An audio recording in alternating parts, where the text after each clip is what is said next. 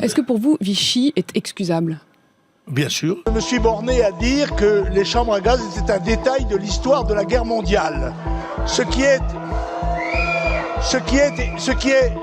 une évidence. Ce qui est une évidence. Les chambres à gaz sont un détail de l'histoire de la Deuxième Guerre mondiale. Mais je crois que c'est un point de détail de l'histoire de la Deuxième Guerre mondiale. Mais vous mettez en doute... 6 millions de juifs, c'est un point de détail. Non mais est-ce que 6 millions de morts. Non mais 6 millions de morts, comment? Non mais 6 millions de morts, comment? C'est que... Juifs. Oui. Dans la Seconde Guerre mondiale, vous considérez que c'est un point de détail? Non, c'était pas un point de détail quand même. Si, c'est un point de détail. Si, c'est un point de détail. Voulez-vous me dire, me dire que c'est une vérité révélée à laquelle tout le monde doit croire? On fera une fournée la prochaine fois. Monsieur Durafour, crématoire, merci de cet aveu.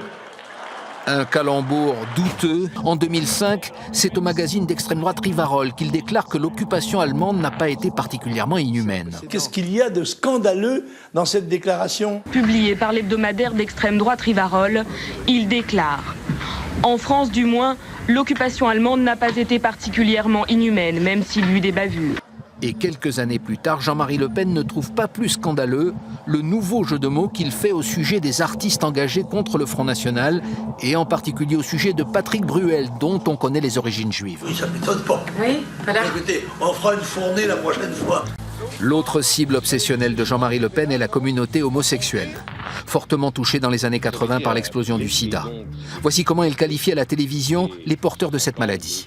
Je crois que le sidaïque, si vous voulez, j'emploie ce mot-là, c'est un néologisme, il n'est pas très beau, mais je n'en connais pas d'autres. C'est un espèce de lépreux. Le sidaïque, si vous voulez, j'emploie ce mot-là, c'est un néologisme, il n'est pas très beau, mais je n'en connais pas d'autres. Celui-là, il faut bien le dire, est contagieux par sa transpiration, ses larmes, sa salive, son contact. C'est un espèce de lépreux. L'orientation sexuelle devient, dans sa bouche, une insulte, comme le montre cette scène à Mantes-la-Jolie, où il poursuit devant les caméras un militant du camp politique opposé.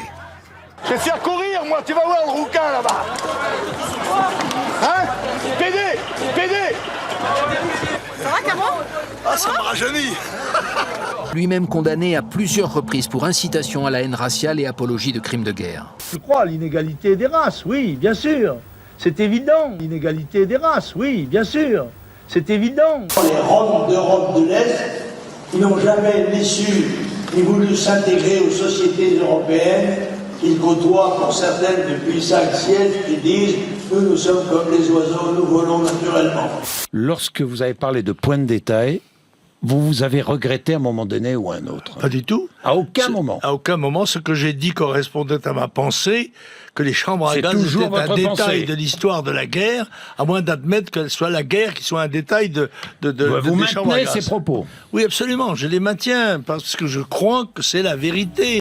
J'ai acheté une maison de campagne pour permettre à mes enfants, qui habitaient le 15e, de voir des vaches. Du côté de Au lieu de voir des Arabes. Quand il y a des réactions de racisme comme elles existent chez des gens qui sont quelquefois des gens simples et pas forcément des gens qui comme vous ont fait des études supérieures, vous ne vous sentez jamais, à cause des propos que vous tenez ou des propos que tiennent vos lieutenants ou des propos de vos militants, une part de responsabilité. Jamais, jamais, jamais.